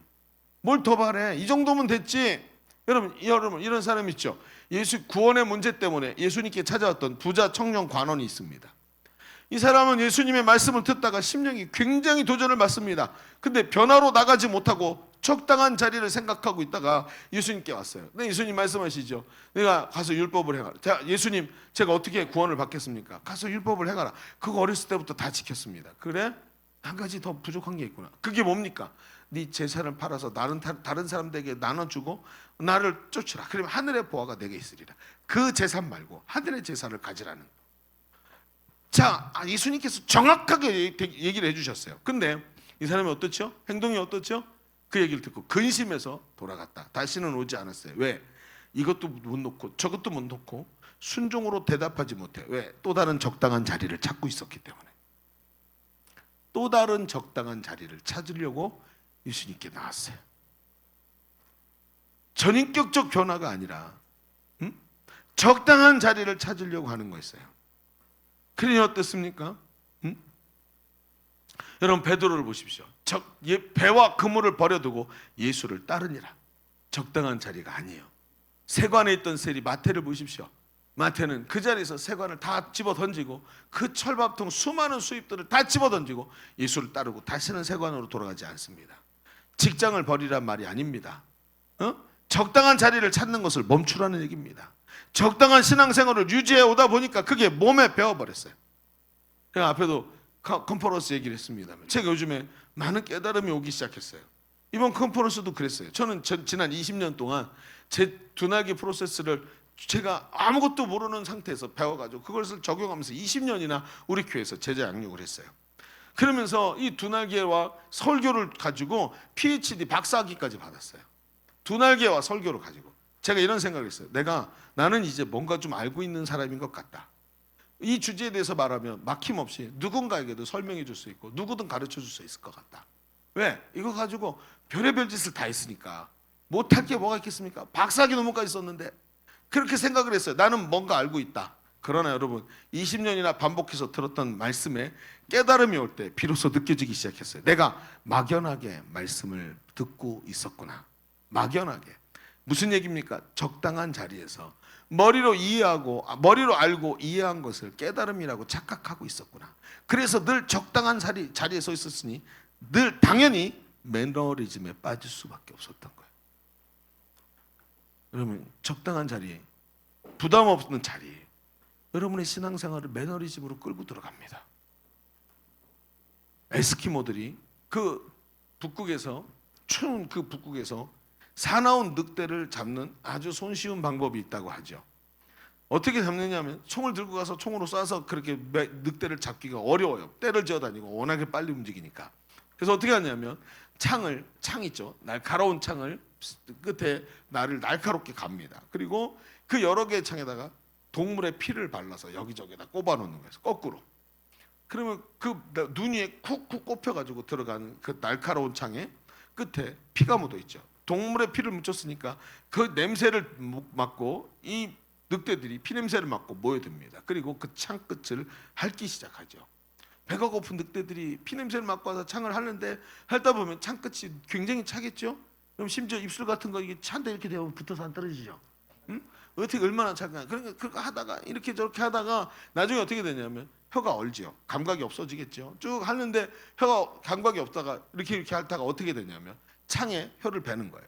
자, 그럼 창에 혀를 베면 혀에서 피가 나죠. 그 피가 또 창에 묻어요. 그 피 냄새가 또 올라오죠. 식욕을 자극을 합니다. 계속 창에서부터 피가 나니까 그 피를 계속 핥다가 나중에는 자기 피를 자기가 먹다가 이제 뭐라 그러죠, 그거를 과다출혈로 죽게 되는 거예요. 그래가지고 나중에 어떻게 되냐면 늑대 한 무리 전체가 다 사냥을 할 수 있다는 거예요. 여러분, 늑대가 죽는 이유는 아무런 의심 없이 계속해서 피를 핥았기 때문이고, 핥고 있는 피가 자기 피인지도 모른 채 매너리즘에 빠져서 오늘도 익숙하고 편안한 자리에서 신앙생활하면서 늘 적당한 자리에 있으려고 하는 그 시도 때문에 이런 일이 벌어진 거예요. 이게 바로 우리의 영적인 모습인 겁니다.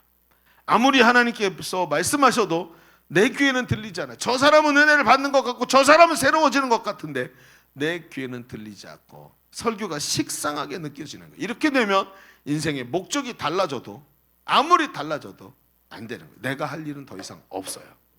하나님이 안 하시면 나는 아무것도 못해요. 이렇게 말을 해요. 모두 원위치로 돌아가고 늘 적당한 자리에서 매너리즘에 빠져서 허우적대는 사람이 되는 것입니다. 적당한 자리에서 변화되지 않고 매너리즘에 빠져 있으면 안 됩니다. 교회는 변화로 일어나는 것이 교회예요. 내가 변해야 됩니다. 사람이 제일 빠르게 변한다 그러지 않았습니까? 결단하면 사람에게 변화가 일어나는 거예요. 결단하면 하나님이 하시면 그 결단한 사람이 오늘 아침과 다르게 저녁 때 다른 사람이 되어 있는 거예요. 여러분, 오순절의 사건을 보십시오. 다락방에서 모였던 120문도가 오롯이 기도하기만 힘쓰면서 전심으로 구할 때 성령이 임하시고 사람이 홀연히 갑자기 변화되는 것입니다. 여러분, 이게 바로 변화라는 거예요. 교회는 변화가 힘입니다. 한 사람의 변화로 여러분, 우리 목장이 얼마나 새로워집니까? 여러분, 새 가족이 왔는데 새 가족이 양육반 들어가더니 한 사람이 변화된 것으로 인해서 목장 전체가 힘을 얻고 새로운 영적인 변화가 일어나지 않습니까? 셀리더 한 사람의 매너리즘을 극복하고 새로워지면 셀 가족 전체가 도전을 받고 변화되지 않던가요? 여러분, 변화가 힘입니다. 그저 적당한 자리에 있을 땐 아무도 변화되지 않습니다. 가장인 아버지가 적당한 자리에 있으면 자녀들이 항상 적당한 자리가 되고 그것이 가풍이 돼버립니다. 그런데 적당한 자리에 있지 않고 오직 성령의 도우심을 받아서 오늘도 매너리즘을 극복하고 새로운 자리로 나가고 두드리는 자에게 열어주시고 찾는 자가 찾을 것이라고 말씀하신 대로 계속해서 두드리고 나가면 성령이 이 사람을 변화시키시고 이것이 그 가풍이 되기 시작한다는 거예요. 여러분, 그래서 예수 믿으면 복 받는 것입니다. 인생이 변화되는 거예요. 예수를 제대로 믿어야 되는 것입니다. 여러분, 인생을 살아보십시오. 한평생 얼마 길지 않습니다. 한평생 얼마 길지 않습니다. 여러분, 그래봤자 여러분하고 저하고 몇 살 차이 납니까? 7살 차이밖에 안 납니다. 제가 37이니까 7살 차이밖에 안 나요. 여러분, 얼마 차이 안 나. 근데 저도 청년 시절을 지나면서 이런 날이 올 줄 몰랐어요. 꽃이 예쁘게 보이다니, 이런 저주 같은 일이. 남성 호르몬이 떨어지니까 꽃이 예뻐 보이네, 노을이 저렇게 아름다울 수가. 저는 제 아내와 친구가 되었습니다. 늘 수다를 같이 떨면서 이제는 둘이 가도 오누이가 함께 막 수다 떠는 것 같은 느낌이 들 때도 있어요. 여러분, 이런 날이 안 올 줄 알았어요. 여러분, 인생이 그렇습니다. 한평생 얼마 안 길더라고요. 평생 적당한 자리에서 양다리 걸치다 끝나지 말고 오직 성령님께 사로잡히시기를 바랍니다. 불같은 성령이 나에게 임하셔야 되는 거예요. 골로새서 1장 29절에 같이 읽어봅니다. 시작. 이를 위하여 나도 내 속에서 능력으로 역사하시는 이의 역사를 따라 힘을 다하여 수고하라는 거예요. 성령님과 함께 성령님이 가자고 말씀하실 때 힘을 다해서 달려가야 되는 거예요. 우리 교회는 이런 제도가 굉장히 잘 되어 있습니다. 언제든 내가 하나님 앞에서 새로워지고 싶습니다 그러면 어떻게 해서 당신을 도와줄 수 있는 제도들이 우리 교회에 있단 말이에요. 성령님이 역사하실 때, 오늘 이 말씀을 통해서 가슴에 감동을 주실 때 힘을 다하여 함께 수고하면서 달려갈 수 있단 말이에요. 여러분, 변화되시기를 바랍니다. 변화가 그렇게 중요해요. 바울도 내 속에서 능력으로 역사하시는 이의 역사를 따라 힘을 다하여 수고한대요. 두드리고 구하고 찾는 이에게 열어주실 거래요.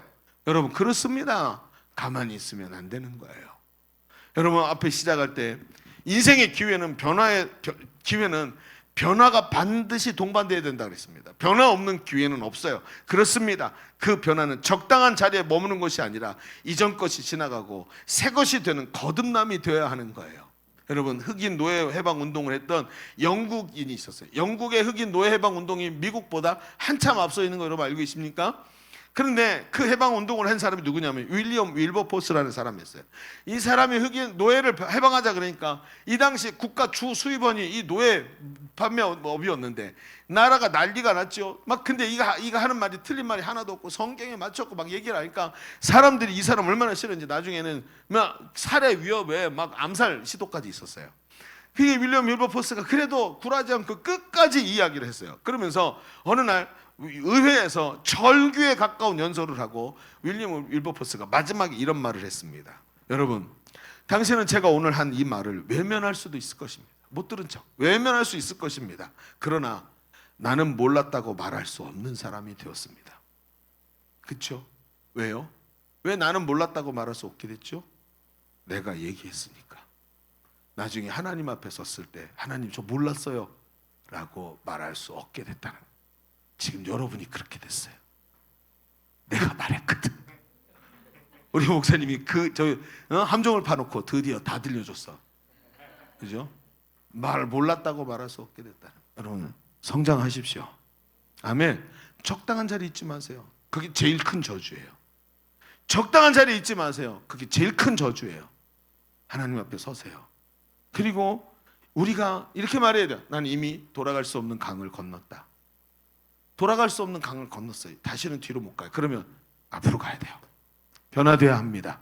하나님의 축복의 자녀가 되어야 합니다. 하나님께서 사랑하시는 하나님의 백성이 되어야 돼요. 홀연히 변화되어야 되는 거예요. 그러면 하나님께 쓰임받는 귀한 인생이 될 줄로 믿습니다. 여러분, 기회는 변화를 통해 일어납니다.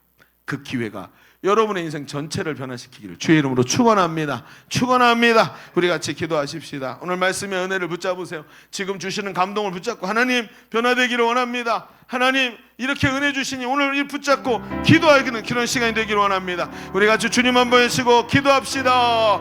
주여 할렐루야. 아버지 하나님 감사합니다. 오늘도 이 말씀의 은혜를 깨닫게 하시니 감사합니다. 아버지 하나님 그저 매너리즘에 빠져가지고 매너리즘에 빠져서 이러지도 않고 저러지도 못하고 그저 아버지 늘 불평과 원망 속에 있는 것은 아닙니까? 매너리즘에 빠져서 늘 불평과 원망 속에 있는 것이 아니라 오늘도 아버지 새로워지기를 원합니다. 하나님 역사하여 주옵소서. 새로워지기를 원합니다. 하나님 성령님 나를 새롭게 하여 주옵소서. 인생의 목적이 거듭난 사람 되기를 간절히 원합니다. 하나님 역사하여 주옵소서. 우리 다시 한번 기도하십시다. 오른손을 여러분 가슴에 얹으십시오. 하나님 내게 있어서 가장 큰 문제가 있다면 믿음이 없는 것도 아니고 하나님의 은혜가 없는 것도 아니라 적당히 하는 것이라고 생각합니다. 하나님 내 마음에 이 적당히 하려는 자리 버리게 하여 주시옵소서. 막연하게 듣는 말씀이 아니라 막연하게 성령 안에 있는 것이 아니라 오롯이 기도에 힘쓰며 성령님께 사로잡히는 자, 기회를 버리지 않고 하나님 앞에서 온전히 변화되는 자 되게 하여 주옵소서. 적당한 자리를 버리고 일어나서 달려가게 하여 주옵소서. 우리 다시 한번 주님 외치고 기도합니다. 주여 할렐루야 할렐루야. 하나님 변화되기를 원합니다. 적당한 자리 있지 말고 일어나서 하나님 앞에 쓰임받는 자 되기 원합니다. 하나님 진정한 변화가 일어나기 원합니다. 오롯이 기도에 힘쓰고 오롯이 하나님 앞에 서기를 간절히 원합니다. 적당한 자리 잊지 말고 오늘도 변화를 향해 달려가게 하여 주옵소서. 적당하게 막연하게 대충 서워서 아버지 하나님 매너리즘에 빠져있는 사람 되지 말게 하소서. 하나님 변화가 일어나게 하소서. 하나님 매너리즘에 빠져있는 자 되지 말게 하소서. 남들은 은혜 받고 다른 사람들은 새로워지는데 매너리즘에 빠져서 좋은 걸 잊어버리는 자 되지 말게 하시고 하나님 온전히 일어나서 하나님 앞에서 완전한 믿음으로 서는 우리의 삶이 되도록 주님 인도하여 주옵소서. 하나님 역사하여 주옵소서. 거룩하신 하나님, 하나님께서 오늘도 하나님 주의 종의 입술을 통해서 나에게 말씀하신 줄로 믿습니다. 하나님 주의 음성을 외면하는 자, 적당한 자리에서 듣다가 회피하는 자 되지 말고 하나님 말씀 붙잡고 결단하고 하나님 앞에서 진정한 변화의 자리에 서게 하여 주옵소서.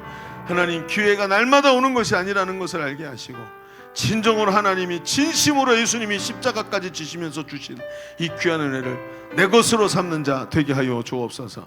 예수님의 이름으로 기도하옵나이다. 아멘. 우리 하나님께 감사와 영광의 박수 올려드립니다.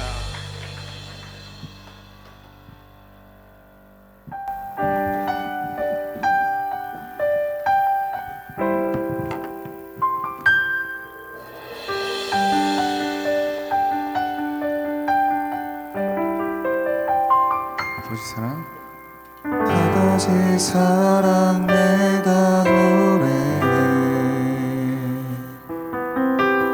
아버지 은혜 내가 노래해. 그 사랑 변함없으신 거짓 없으신 성실하신 그 사랑 상한 갈 때 꺾지 않으시는 꺼져가는 등불 끄지 않는 그 사랑 변함없으신 거짓 없으신 성실하신 그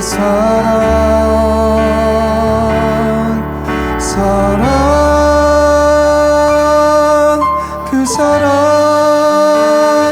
날 위해 죽으신 날 위해 다시 사신 예수 그리스도 다시 오실 그 사랑 죽음도 생명도 천사도 하늘의 어떤 권세도 끊을 수 없는 영원한 그 사랑 예수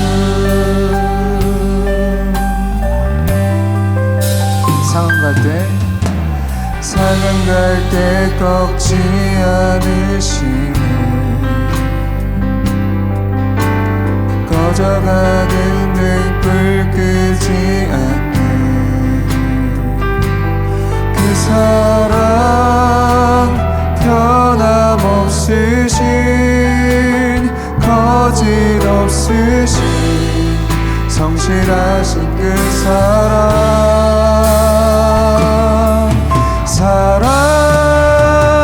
사랑 그 사랑 날 위해 죽으신 날 위해 다시 사신 예수 그리스도 다시 오실 그 사랑 죽음도 생명도 천사도 하늘의 어떤 권세도 끊을 수 없는 영원한 그 사랑에 우리 한 번 더 고백합니다. 그 사랑 날 위해 죽으신 날 위해 다시 사신 예수 그리스도 다시 오실 그 사랑 죽음도 생명도 천사도 하늘의 어떤 권세도 끊을 수 없는 영원한 그 사랑 우리 마지막 한 번 더 부릅니다. 그 사랑